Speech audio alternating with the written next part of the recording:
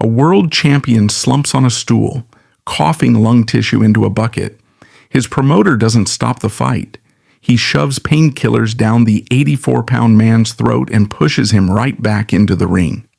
This is Joe Gans, the genius who invented modern boxing. How did the first black world champion die a hollowed-out skeleton at just 35? Al Herford. The promoter didn't manage Gans, he owned him.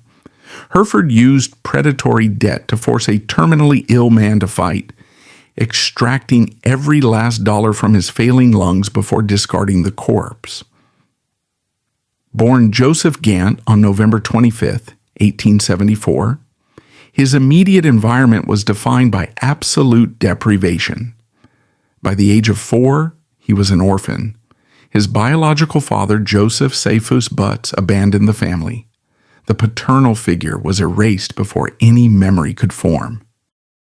He was taken in by an adoptive mother, Maria Gant. She provided a roof, but the daily reality was dominated by hunger. There was no safety net. There was only the immediate, daily requirement to generate income. Joe was pulled out of school as a young child and shoved directly into manual labor. He was sent to the Broadway market to work as an oyster shucker. The labor was brutal and repetitive. A boy barely 10 years old stood for double-digit hours on wet, freezing cobblestones. He wielded a sharp iron oyster knife, prying open jagged shells in freezing water. The work destroyed the hands. Slashed palms, infected cuts, and stiff fingers were standard. But this repetitive motion built an unnatural, dense strength in his wrists, forearms, and shoulders. He learned to endure localized physical pain for hours at a time just to secure a day's meal. Pain became a standard working condition. Caleb Bond, a fish market boss and local boxing trainer, operated on those docks. Bond kept an eye out for young, desperate laborers with fast hands. He spotted Gant. Bond did not see a child in need of guidance. He saw a physical asset with grip strength developed from years of rapid oyster shucking. Bond handed the boy his first pair of boxing gloves. It was an entry ticket into an unregulated, violent economy. Gant's introduction to fighting did not happen in a gym. He was thrown directly into the battle royal. Promoters rounded up destitute children, offered them loose coins, and pushed them into a makeshift ring inside crowded, smoke-filled halls. The mechanics were designed for chaos. The boys were securely blindfolded. At the sound of the bell, they were ordered to fight in a free-for-all. There were no weight classes. There were no referees. The children swung wildly in the pitch black, hitting whoever was in front of them, fighting until only one remained standing to claim the coins on the canvas. For the young Joe Gant, the blindfold was a physical nightmare. A punch you cannot see causes the maximum concussive damage. The brain has no time to brace the neck muscles for impact. In the early matches, Joe took massive, unseen damage from larger, heavier boys. The sheer panic of the dark ring caused most fighters to expend all their energy in wild, looping haymakers. They windmilled their arms until they collapsed from exhaustion or were knocked unconscious by a blind strike. But the sensory deprivation forced a rapid evolution in Joe Gant's neurological wiring. Stripped of his sight, he had to rely on his physical instincts. He realized quickly that swinging wildly meant leaving his chin completely exposed while simultaneously draining his oxygen. Aggression in the dark was a death sentence. Defense was the only viable strategy. He stopped swinging. He started listening. He learned to feel the vibration of the canvas boards as another boy stepped toward him. He learned to sense the slight shift in air pressure when a fist was thrown in his direction. He pulled his hands back from the primitive brawling stance used by everyone else. He tucked his chin tightly against his chest. He glued his elbows to his ribs to protect his organs.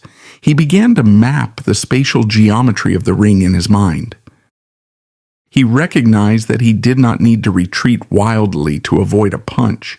He only needed to move his head a fraction of an inch. A fist missing by a millimeter required zero energy to evade, but completely exhausted the attacker. He stayed perfectly balanced on the balls of his feet. He blocked unseen strikes with the thick muscles of his forearms and shoulders instead of absorbing them with his face. When an opponent overextended and lost balance in the dark, Joe would strike with a precise, short, calculating counterpunch. This brutal environment birthed a defensive tactician out of sheer necessity. He abandoned the primitive brawling of the era and invented a new, highly calculated physical science to protect his own brain. By the time he aged out of the battle royals, he had learned how to conserve his energy and calculate distance down to the exact millimeter. He changed his name to Joe Gans to prevent his adoptive mother from tracking his fight records. He stepped out of the blindfolded chaos and into the formal professional ranks. He believed his intellect and physical skill would guarantee him control over his own body and career. He was completely wrong. The transition from the blindfolded battle royals to the professional circuit was supposed to be Joe Gans's escape. In the early 1890s, he stepped onto the canvas at the Monumental Theater in Baltimore. He traded the chaotic, unregulated docks for a lighted ring and an official referee. He assumed the professional ranks operated on merit. He believed that superior technique and intelligence would secure a fair wage and physical safety. This was a critical miscalculation. Legitimate boxing in the late 19th century was not a regulated sport. It was an unregulated predatory business controlled by local syndicates. Gans had simply moved from a crude physical trap into a highly sophisticated legal one. At the Monumental Theater, his defensive brilliance immediately attracted attention. It caught the eye of Al Herford. Herford was not a boxing trainer. He was a manager and a promoter who treated fighters like disposable commodities. Herford ran the local fight club and controlled the regional talent pipeline. When he watched Gans dismantle opponents with minimal effort, he did not see a martial artist. He saw a highly efficient revenue stream. Herford understood the economics of the fight game better than anyone in Baltimore. He knew that a fighter who took minimal damage could be forced to fight more frequently. Herford moved quickly to lock Gans down. The contract he presented was a masterpiece of financial exploitation. In the modern era, sports contracts are vetted by lawyers and unions. In the 1890s, they were written on the backs of envelopes and enforced by the threat of blacklisting. Herford installed himself as Gans's sole manager. The financial split was entirely parasitic. Gans assumed 100% of the physical risk, the brain trauma, and the bodily wear and tear. Herford took the overwhelming majority of the gate receipts and the winner's purse. To ensure absolute control, Herford engineered a permanent debt cycle. The boxing purses in the early days were small, and the fighters were responsible for their own living expenses, training costs, and medical care. Herford intentionally kept Gans on a financial knife edge. When Gans needed money for food or basic necessities between fights, Herford advanced him small sums of cash.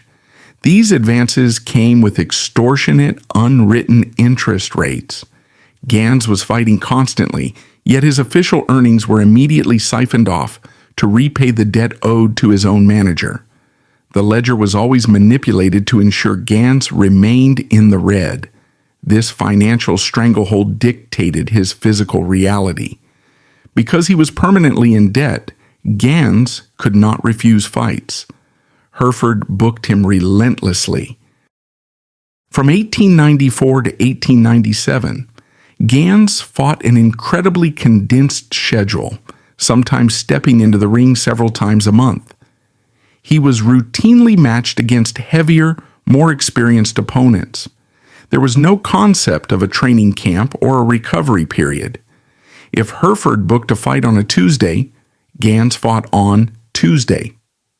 To survive this punishing schedule, Gans had to completely re-engineer the biomechanics of boxing. He could not afford to take damage because an injury meant he could not fight, which meant he defaulted on his debt to Hereford.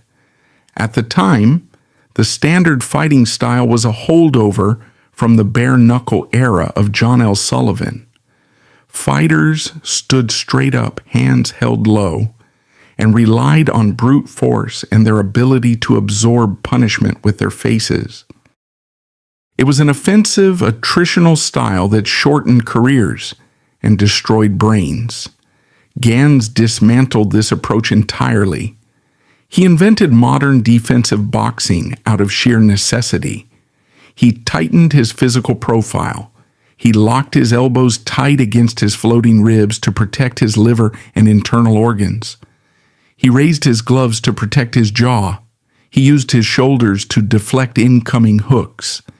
He did not waste energy jumping around the ring. He stood perfectly balanced on the balls of his feet, reading the kinetic energy of his opponent. He analyzed his opponents with clinical precision. He noticed that every fighter has a tell, a subtle shift in weight or a drop of the shoulder before throwing a punch. Gans learned to read these micro movements. When an opponent threw a right hand, Gans did not block it. He slipped it. He moved his head barely an inch off the center line, letting the punch graze past his ear. This caused the opponent to overextend and fall forward into the empty space. In that split second of imbalance, Gans delivered a short, vicious counterpunch with pinpoint accuracy. His most lethal innovation was his use of the left jab. Before Gans, the jab was a weak pawing motion used to distract an opponent. Gans turned it into a high-speed rangefinder and a blunt force weapon. He used the jab to measure the exact distance to his opponent's chin. He snapped it out to disrupt their rhythm, blind their vision, and control the pace of the fight. Every movement was calculated to maximize damage to the opponent while minimizing his own physical output. This absolute mastery of time, distance, and anatomy stunned the boxing press. They watched a man in his early 20s fight with the cold, calculating intellect of a seasoned veteran. The media and his peers began calling him the Old Master. It was a title born of respect for his genius. He had transformed boxing from a primitive brawl into a precise mathematical science. But the title was also an iron chain. His defensive brilliance allowed him to absorb less visible damage, which gave Hereford the justification to increase his fight schedule. Hereford capitalized on the Old Master reputation to secure higher profile, more dangerous fights, knowing Gans had the defensive skill to survive them.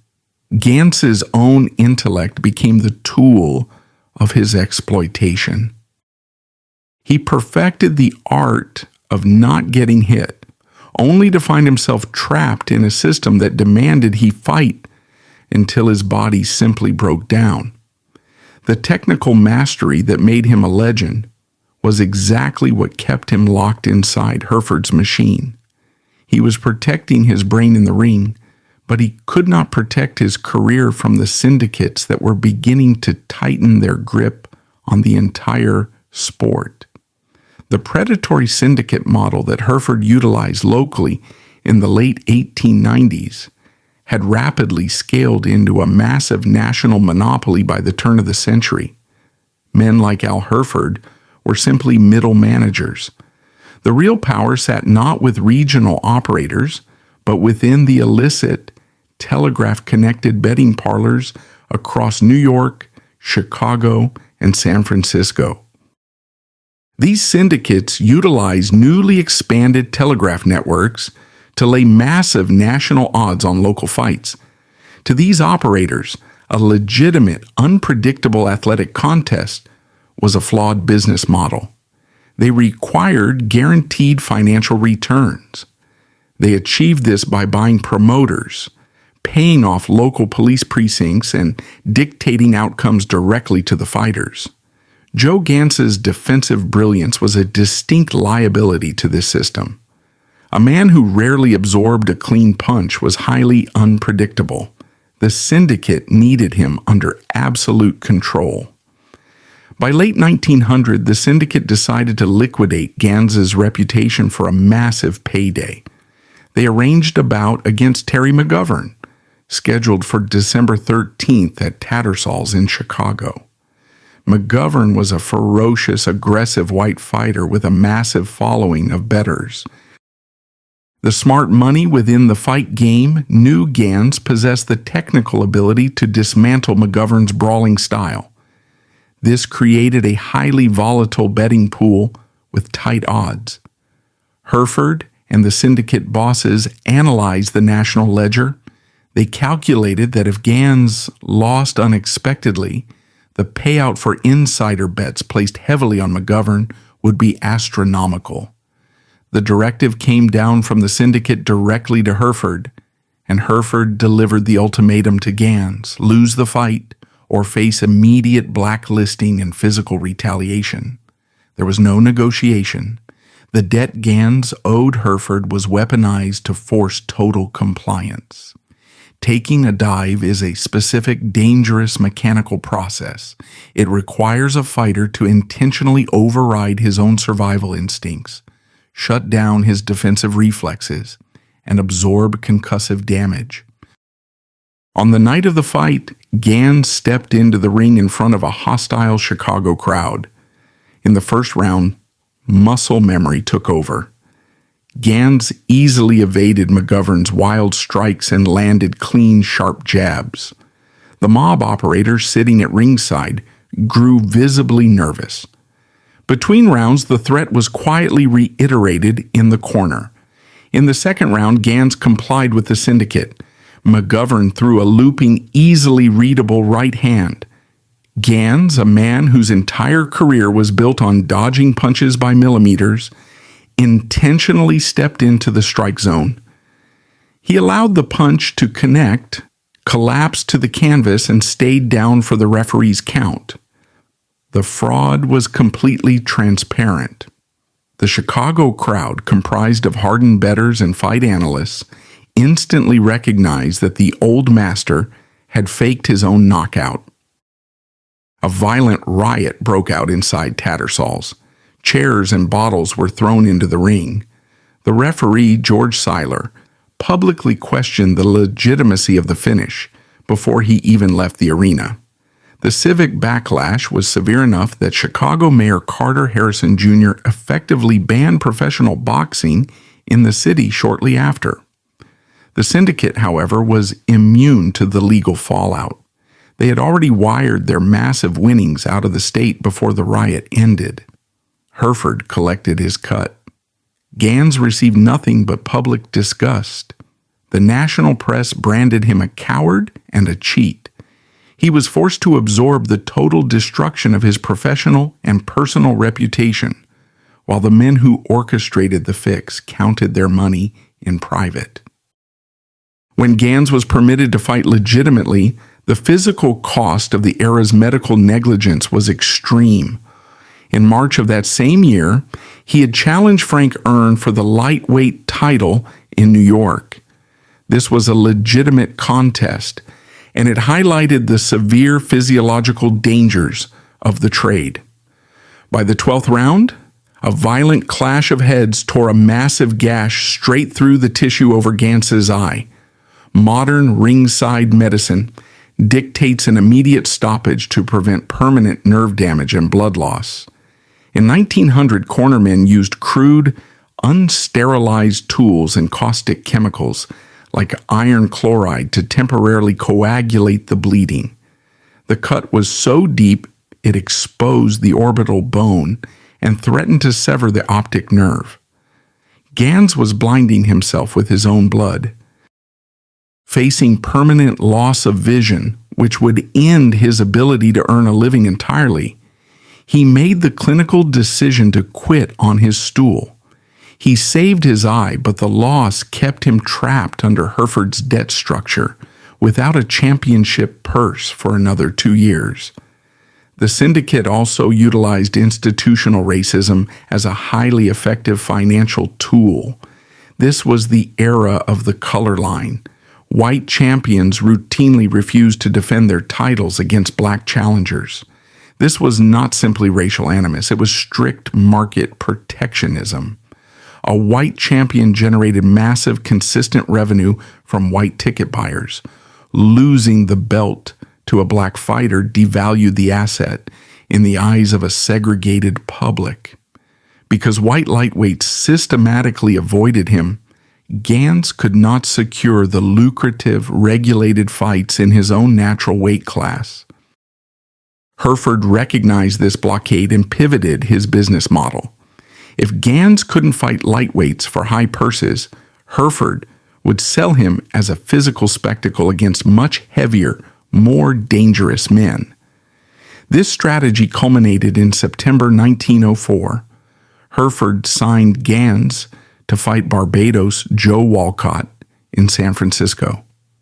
Walcott was the welterweight champion of the world. He was a biological anomaly, short, built like a fire hydrant, with a massive neck and bone-crushing punching power.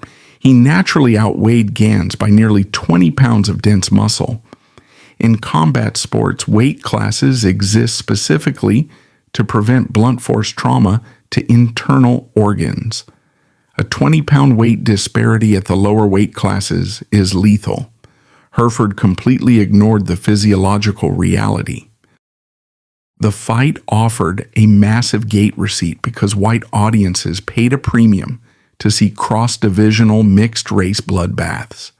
The promoter sold Gans's physical safety for a higher ticket price. The fight took place at Woodward's Pavilion. It was a grueling 20-round war of attrition. Gans used every ounce of his defensive geometry to survive, but physics cannot be entirely negated. When Walcott landed on Gans's arms and shoulders, the sheer kinetic force bruised the bone deep into the marrow. As the fight dragged into the later stages, the heavy leather gloves became soaked in sweat and blood, adding dead weight to every punch thrown and absorbed. Gans fought through ruptured blood vessels, failing kidney function from heavy body shots and severe systemic dehydration. He survived the full 20 rounds to earn a draw. The media praised the violent spectacle. Hereford collected the massive promoter's cut. Gans was sent back to a segregated hotel room to urinate blood and wait for his fractured hands to heal enough to fight again. He had survived the welterweight champion, but the structural integrity of his internal organs had been permanently compromised. On May 12, 1902, in Fort Erie, Ontario, Joe Gans stepped into the ring for a rematch against Frank Erne. 2 years earlier, Erne had nearly blinded him with an accidental headbutt. This time, Gans left no room for variables. He had spent 24 months analyzing Erne's specific kinetic habits. Gans knew Erne dropped his left guard a fraction of an inch when stepping forward. At exactly 1 minute and 40 seconds into the first round, Erne made that exact micro movement. Gans delivered a single, mathematically perfect right cross. Erne was knocked unconscious before he hit the canvas. Joe Gans secured the lightweight championship of the world. He was the first American-born black man in history to hold a global boxing title. In a legitimate sporting infrastructure, a world championship guarantees financial leverage, elite medical care, and public authority. For Joe Gans, the title was merely an illusion of power. It did not alter his legal or social classification. He was the champion of the world, but he lived and operated under the absolute jurisdiction of Jim Crow laws. The belt was a piece of leather and brass. It did not buy him a seat in a white-owned restaurant. It did not grant him access to professional training facilities. It did not protect him from the systemic humiliation engineered by the state. The physical reality of defending a world title under segregation was a form of attrition warfare. To fulfill his contractual obligations, Gans had to travel constantly across the United States, while white champions traveled in luxury sleeper cars and stayed in high-end hotels. Gans was legally forced into colored-only transit. These train cars were typically positioned directly behind the coal locomotive. The cars lacked basic ventilation. They were saturated with soot, coal dust, and extreme heat. Gans spent thousands of hours confined in these toxic environments. He inhaled industrial exhaust for days while crossing the country. He could not access dining cars to maintain a high-performance athlete's diet. He was forced to eat whatever cold, preserved food he could carry or buy substandard meals from back doors of segregated kitchens. When he arrived in a fight town, white-owned gyms banned him from using their heavy bags or sparring rings. He was forced to train in dirt floor barns or the basements of segregated boarding houses.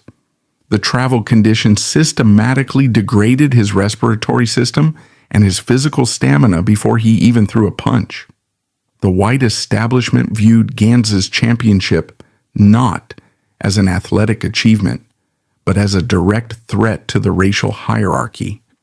A black man holding physical dominance over white challengers disrupted the foundational narrative of the era. The mainstream media retaliated immediately. Newspapers refused to analyze his technical brilliance. Instead, they printed grotesque, dehumanizing caricatures of him. They framed his victories as flukes or the result of animalistic instinct, completely erasing the intense intellectual geometry that defined his style. The civic backlash was swift and legally binding. In his own hometown, Baltimore Mayor Theodore Hayes moved to shut down Gans's earning potential.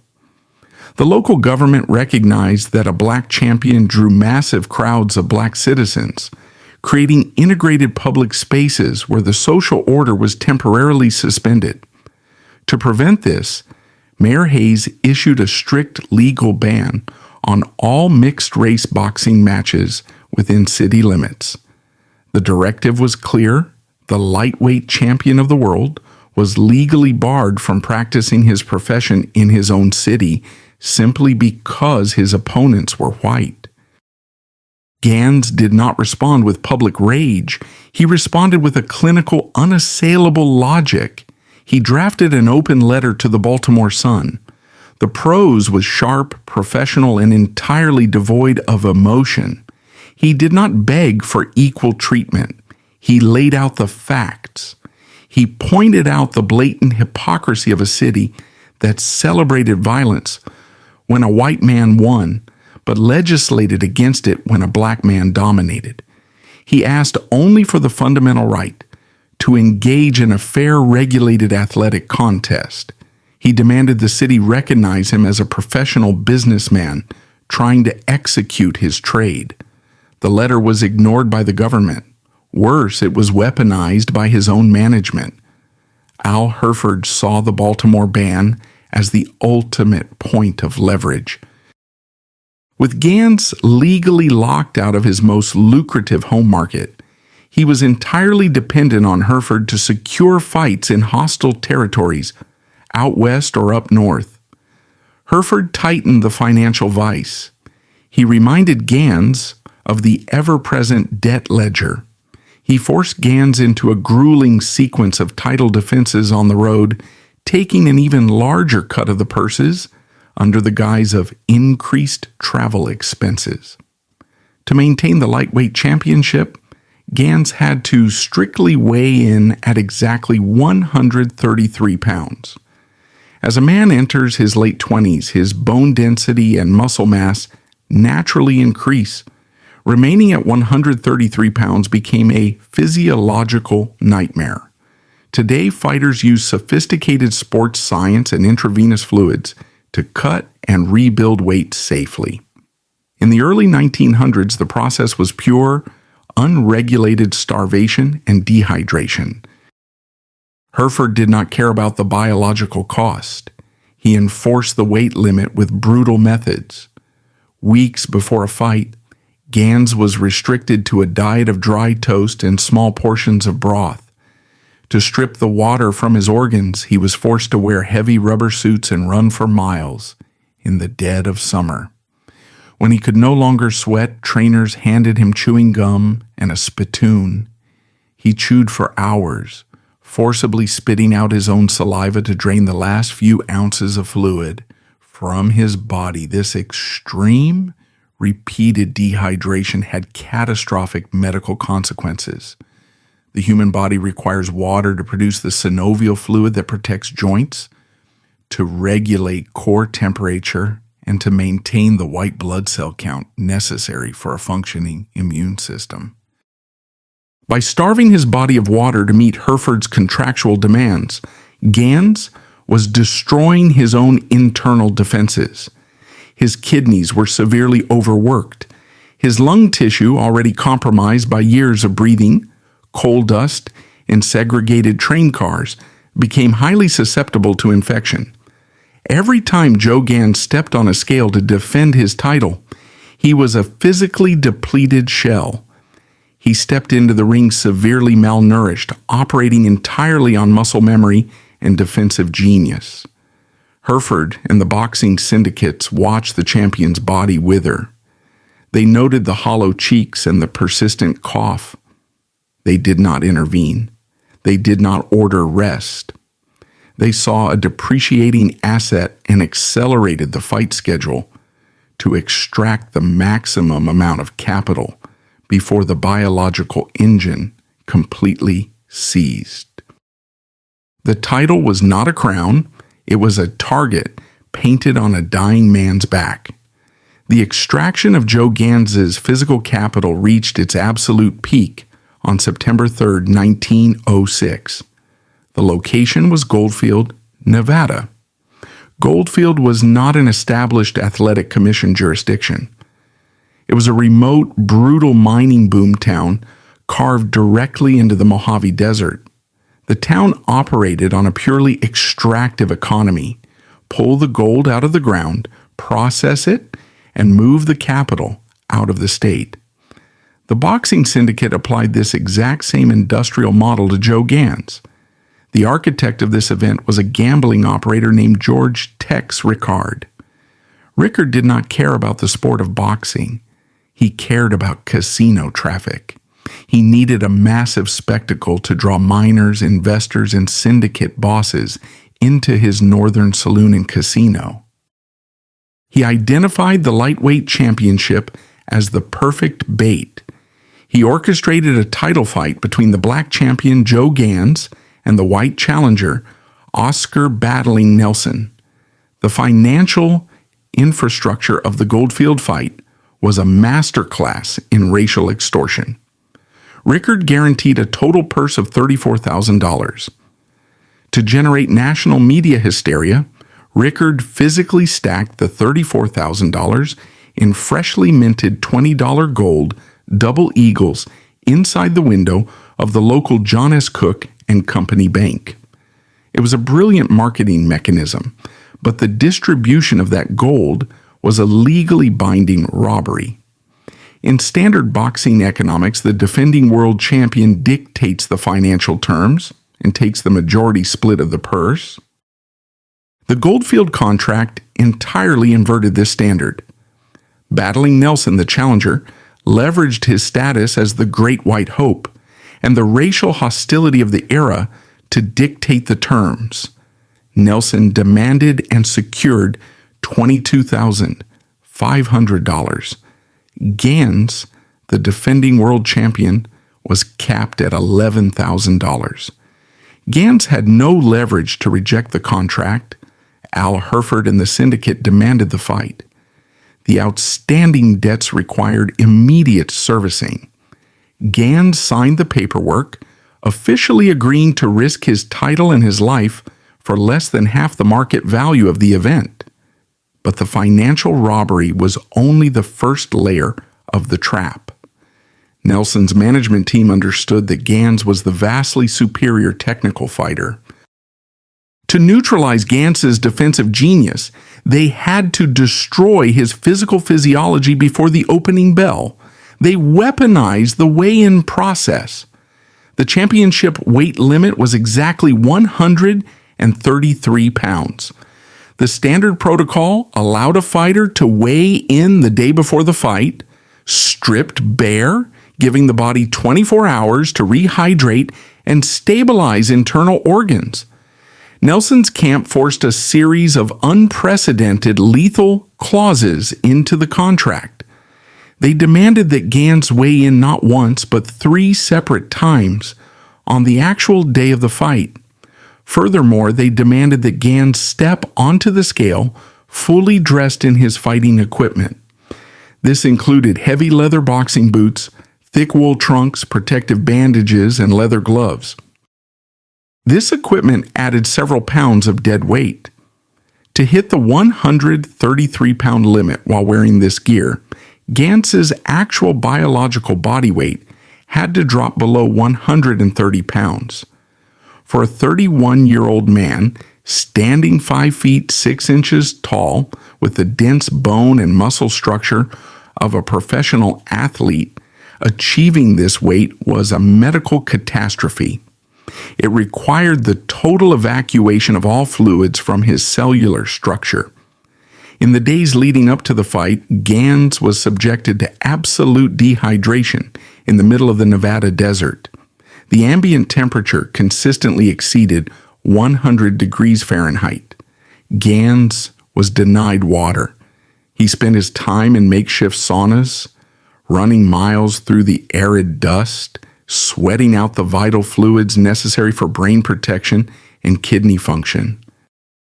By the morning of September 3rd, Gans was severely dangerously compromised. His blood viscosity thickened, forcing his heart to work exponentially harder just to pump oxygen to his extremities.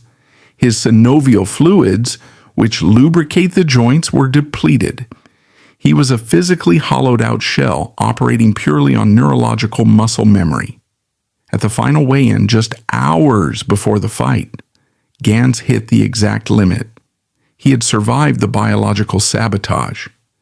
Before walking to the arena, a telegraph operator handed him a message from his adoptive mother in Baltimore, Maria Gant. The message contained exactly 12 words. "Joe, the eyes of the world are upon you. Bring home the bacon." It was not a sentimental gesture. It was a stark reminder of his core operational directive. He was the sole economic engine for his dependents. Failure in the ring meant immediate financial ruin back home. The arena was a temporary wooden bowl constructed directly on the desert floor. It offered zero protection from the elements. Over 8,000 men, heavily armed miners, syndicate operators, and wealthy tourists crammed into the bleachers. The midday sun baked the canvas. The temperature inside the ring spiked above 100 degrees. The altitude was over 5,000 feet above sea level, drastically reducing the available oxygen. The physical environment alone was lethal. Stepping into it for a combat simulation was a death sentence for a dehydrated body. The bell rang. The fight was scheduled for 45 rounds. It was a marathon of blunt force trauma.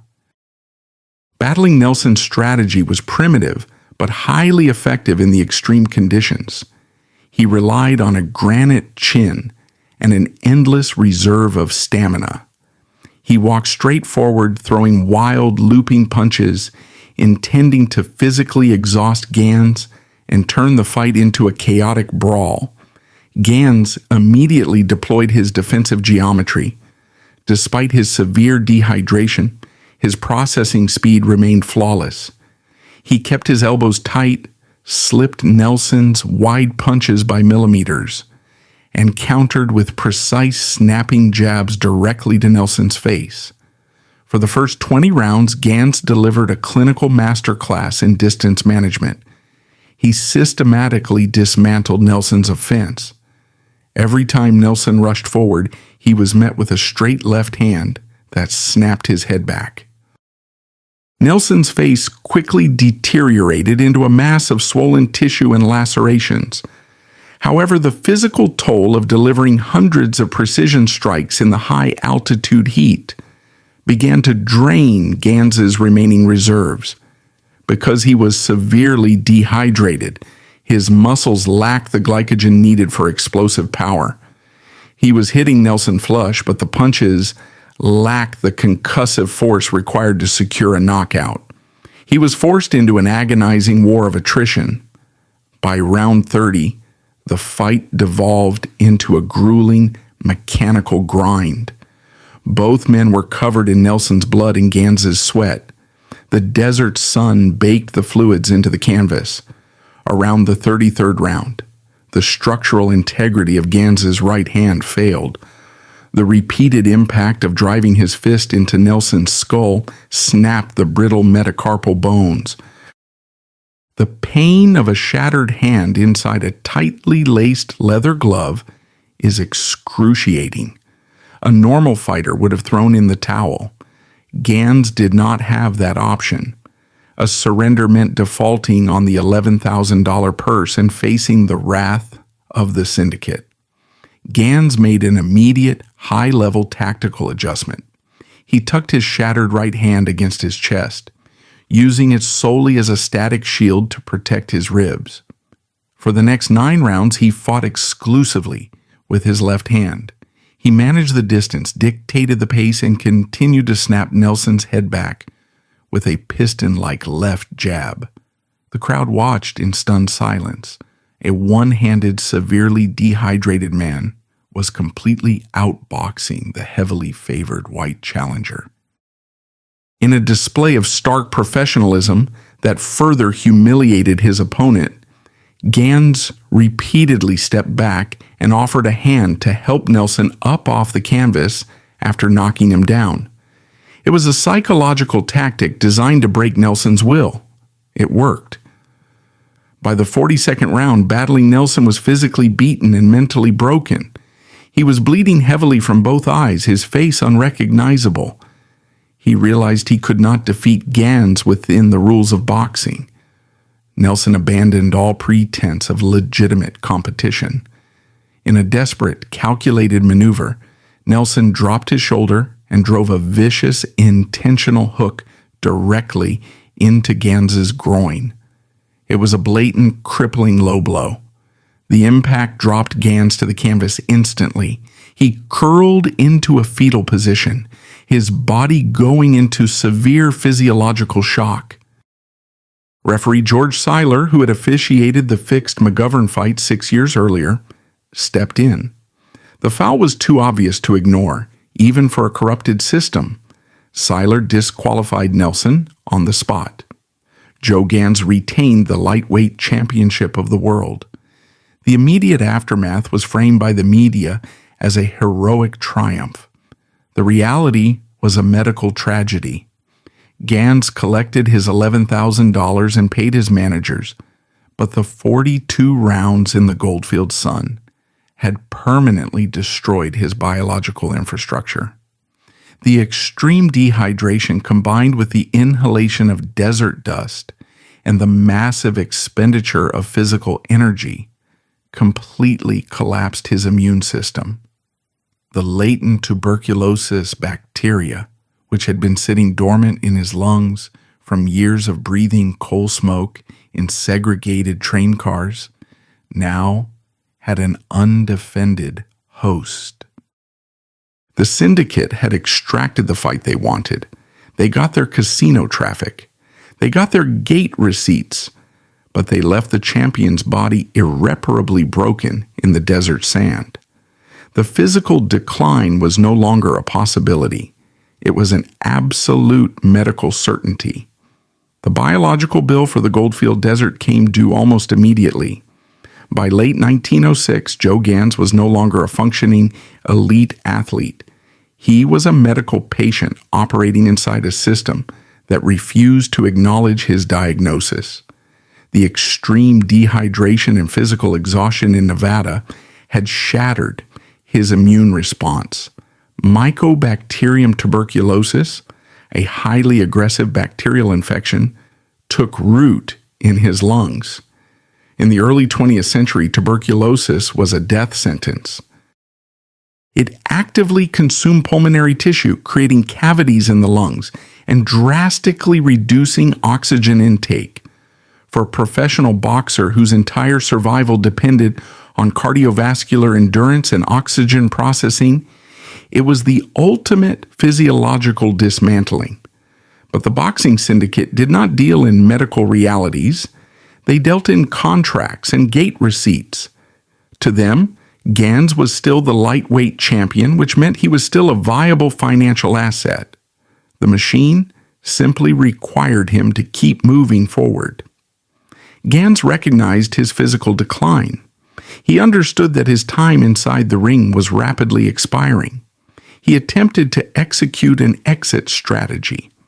He took the hard cash he had bled for in the Nevada desert and tried to transition from an exploited laborer into a capital owner. He returned to Baltimore and purchased a property on East Monument Street. He named it the Goldfield Hotel. This was not a standard real estate investment. It was a direct challenge to the segregated economic structure of the city. Gans designed the Goldfield Hotel to be a high-end integrated establishment. He ignored the rigid color lines of Baltimore, opening his doors to both black and white patrons. He installed a state-of-the-art mahogany bar, imported premium liquors, and hired the best local talent. He gave a young, unknown piano player named U.B. Blake his first professional contract, providing the foundation for Blake to become one of the most important figures in American jazz. Gans did not stop at hospitality. He understood the mechanics of the sports industry better than the men who exploited him. He knew that true wealth lay in ownership, not physical participation.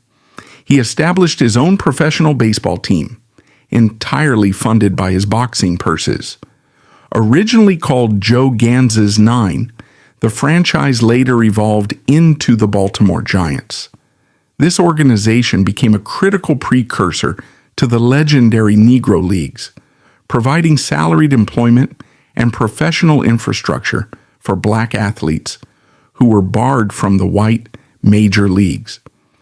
Gans was single-handedly attempting to build an independent, black-owned economic ecosystem in the heart of a Jim Crow city. He was using the money the system paid him to build a fortress against the system itself. The white municipal establishment of Baltimore recognized the threat immediately. A black man holding a world championship was a temporary nuisance. A black man holding significant commercial real estate, commanding a payroll, and operating an integrated business was a structural danger to the local hierarchy.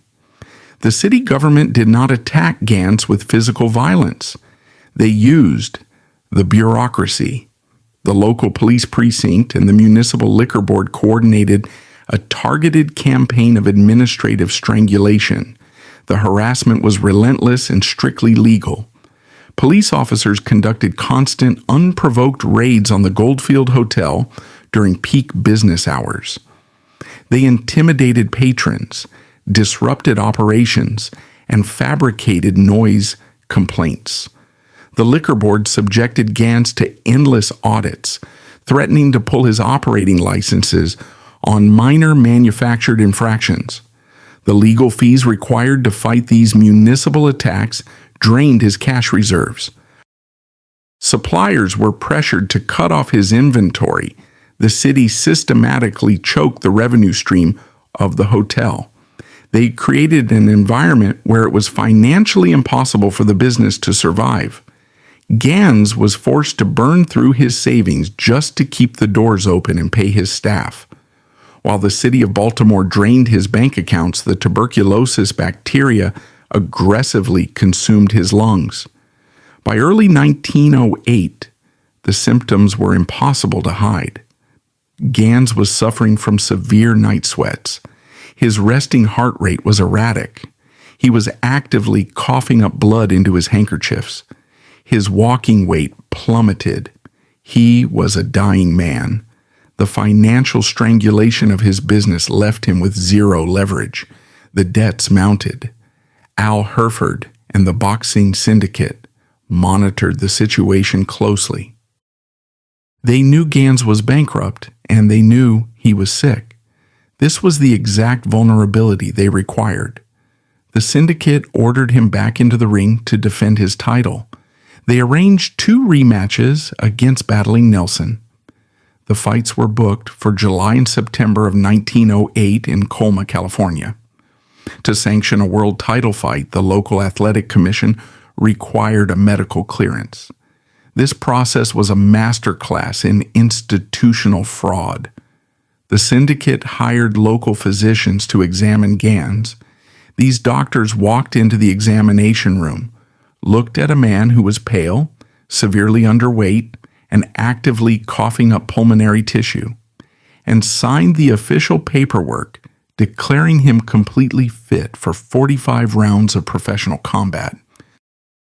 The medical establishment actively conspired with the gambling syndicates to clear a terminally ill man for a prize fight. The doctors took their bribes, the athletic commission stamped the permits, and the promoters printed the tickets. Training for the Colma fights was a biological impossibility. Gans could not run road work. He could not spar without suffering severe respiratory distress. His training camp consisted of sitting in a chair, trying to conserve whatever fraction of energy he had left. When he arrived in California for the first rematch on July 4th, 1908, the press noted his skeletal appearance. His skin was stretched tight over his cheekbones. His eyes were sunken. He weighed barely 130 pounds, but this time he did not have to dehydrate to reach the limit. The disease had eaten the weight off his frame. The fight was a public execution.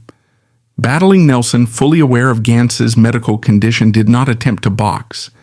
He simply walked forward and began delivering blunt force trauma to a man who could barely stand. Gans's defensive reflexes were still intact in his mind, but his neurological system could no longer transmit the signals to his muscles fast enough. He saw the punches coming, but he could not move his head. His legs, completely starved of oxygen due to his failing lungs, refused to pivot. Nelson battered him mercilessly against the ropes. Gans absorbed sickening damage to his head and body for 17 agonizing rounds. Finally, his body simply shut off. He was knocked out cold. He lost the lightweight championship of the world. The syndicate was not satisfied. There was still a fraction of market value left in the Gans name. 2 months later, in September 1908, they forced him back into the ring in Colma for a third fight with Nelson. The medical clearance was faked again. The result was identical, only more drawn out and horrific.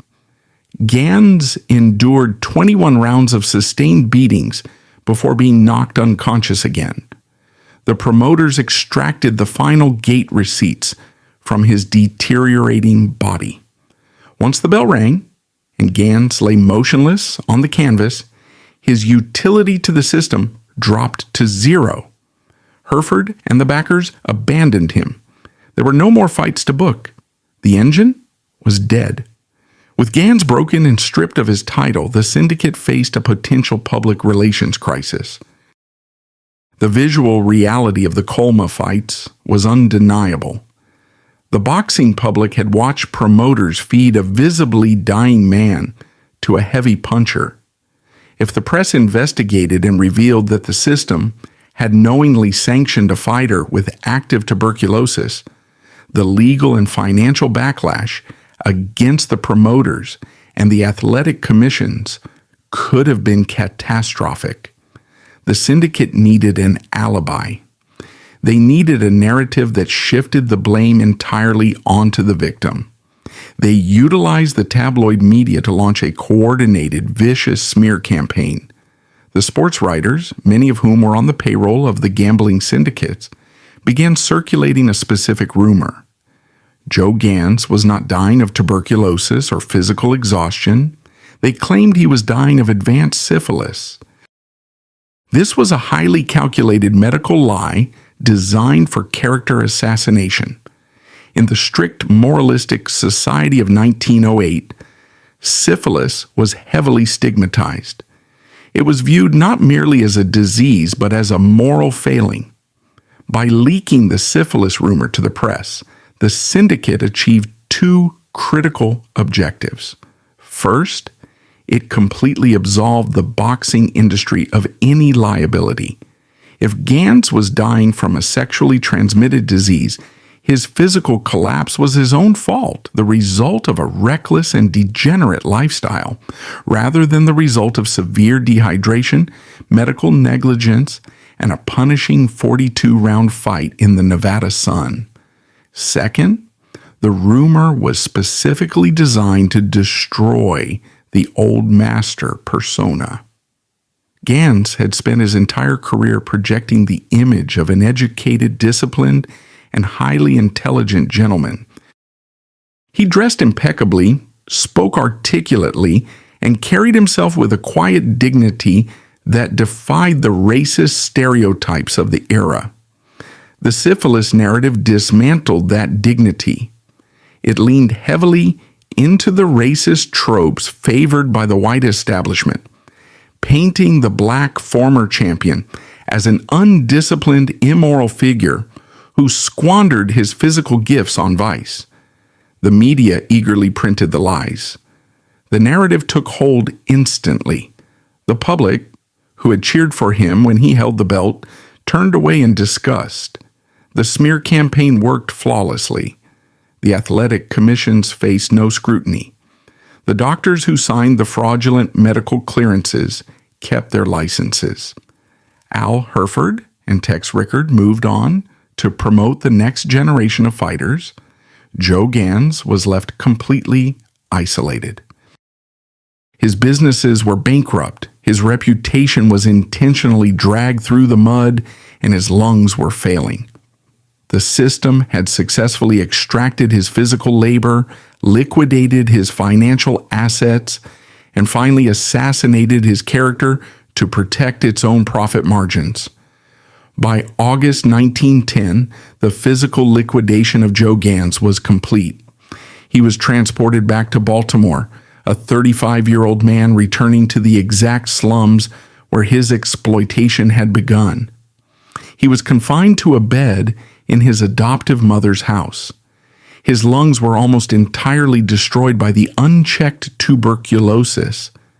His body, which had once defined athletic perfection and defensive geometry, had cannibalized its own muscle tissue simply to keep his heart beating.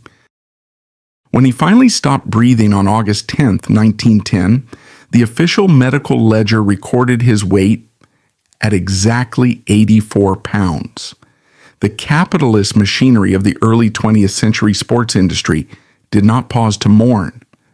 Al Herford and the gambling syndicates had already zeroed out the Gans accounts. The day he died, promoters were booking new fights, printing new tickets, and scouting the docks and slums for the next desperate, hungry kid with fast hands. To the men who controlled the economy of boxing, Gans was simply a depreciated asset that had reached the end of its operational lifespan. They had successfully extracted his physical labor, liquidated his financial independence, and used the tabloid press to bury his reputation. The system operated exactly as designed. His funeral provided a stark contrast to his abandonment by the white establishment. Thousands of black citizens paralyzed the streets of Baltimore, lining the procession route to Mount Auburn Cemetery. They understood the reality. They knew he was not a victim of vice, but a casualty of a rigged economy. He was buried without a monument from the city that had relentlessly exploited him. But the syndicate made one critical miscalculation. They believed that by grinding the man into dust, they had erased his threat to the system. They failed to understand that while they had destroyed the body, they could not confiscate the intellect. The defensive geometry Joe Gans invented in the blindfolded battle royals did not die in that Baltimore bed. In 1906, a hardened fighter named Jack Blackburn had spent 15 grueling rounds in the ring with Gans. Blackburn absorbed a brutal physical lesson, but he also memorized the blueprint. He noted the millimeter head slips, the tight elbows, and the calculated distance management. Decades later, Blackburn transitioned from fighting to training. He took the exact defensive science he learned from Joe Gans and installed it directly into the nervous system of a young heavyweight from Detroit named Joe Louis. When Joe Louis systematically annihilated the Great White Hope narrative in the 1930s, dominating the global heavyweight division and shattering the myth of white supremacy on a global stage, he was executing the precise physical mathematics engineered by a starving orphan in Baltimore. Joe Gans was a product of absolute deprivation. He was pushed into a meat grinder operated by mobsters, extortionists, and corrupt medical boards. The system worked him to death, stripped his wealth, and discarded the 84-pound shell when the engine seized. But the blueprint he built inside that machine survived. The industry successfully killed the man, but his intellect became the exact weapon used to break their racial hierarchy a generation later.